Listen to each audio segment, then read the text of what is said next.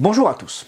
Dieu n'a aucun désir de changer notre comportement extérieur. Si tu veux t'améliorer, c'est pas ici que ça se passe. Dieu veut te régénérer. Il veut remplacer ton ancienne vie par une nouvelle. Et il ne peut faire ça qu'en Jésus-Christ. Mais pour cela, il faut régler 2 ou 3 petites choses. Ah, tu vois, t'arrêtes pas de dire qu'il n'y a rien à faire. Et là, juste avant de signer, faut se mettre en règle. C'est pas très honnête.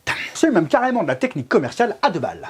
La foi chrétienne est la possession d'une nouvelle vie en Dieu. Et sans remplir quelques conditions au préalable, il est impossible d'y prendre part. La première condition est le pardon. Ensuite, il faut traiter la vie qui permet le péché, la repentance. Ce n'est pas parce que tu crois que tout d'un coup, tous tes mauvais côtés disparaissent. Bah ouais, tes mauvais fruits pourris qui sentent pas bon, ils sont toujours là.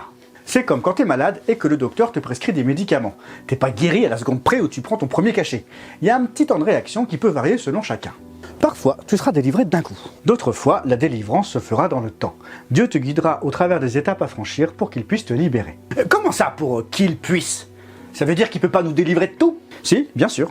Mais il respecte. S'il y a un truc pour lequel on est encore attaché, il ne nous l'enlèvera pas de force.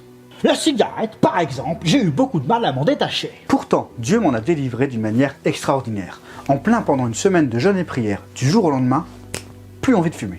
Un peu plus tard, et comme un débile, j'y suis retourné, me disant que j'étais libéré, donc c'est bon.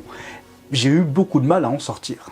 J'ai prié pour la délivrance, et il m'a clairement répondu « Bon écoute, la délivrance, tu l'as reçue, si tu y es retourné, c'est que tu aimes encore la cigarette. Je t'en libérerai quand tu ne l'aimeras vraiment plus, quand tu en seras réellement dégoûté. » Voilà, j'ai essayé plein de trucs par moi-même, mais plus j'essayais, plus c'était compliqué. Alors j'ai prié pour être dégoûté de la nicotine, puis j'ai prié pour être dégoûté de la cigarette, puis j'ai prié pour plus l'aimer, puis machin, puis... Mais en fait, j'essayais toujours par mes propres moyens. Et je n'avais pas de réponse tant que cette prière ne venait pas du cœur. Je priais, je demandais, avec toujours au fond de moi ce petit espoir de pouvoir reprendre la nicotine. C'est comme si j'avais demandé à être libéré avec l'espoir de pouvoir refumer de temps en temps. Tant que je n'avais pas la conviction et l'envie profonde de ne plus y retourner. Dieu m'orientait vers des sites internet, des livres, des messages, mais je n'étais pas à l'écoute tant que je n'avais pas reçu la pleine compréhension de ce que dit Paul aux Corinthiens. 1 Corinthiens 6,12.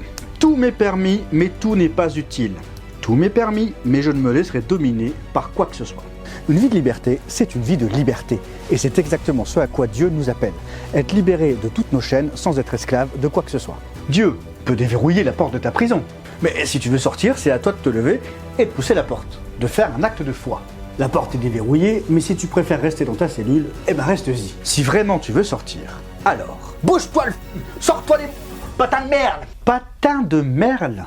Mais c'est quoi ce délire? Je peux pas dire de gros mots? Ah t'as utilisé ton quota d'insultes pour la journée, et au bon endroit, on ne dit pas de gros mots.